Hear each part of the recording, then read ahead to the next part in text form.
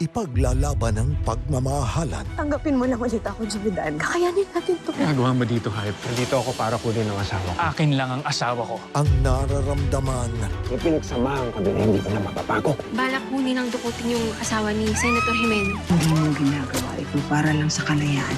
Para rin ito kay Christy. at ang karapatan.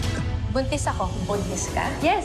At si Jordan ang tatay ng bata. Mas titindi ba ang mga pag-aaral? Kakamatayan tayo bago ka makalapit kay Christy. Hindi mo ako mapipigilan na pauwiin yung asawa ko. Pwede ba magstay muna siya dito? Kahit ilang araw lang. At walang uurong sa agawan. Gaspang yung bunganga mo! Christy! Tawan mo ako! Shaira! Kapal talaga ng mukha mo. Ayop ka! Pero ang lahat ng pagtitiis may hangganan. Pinapalaya na kita. Asawa ng asawa ko, Lunes hanggang Huwebes, 9:35 p.m.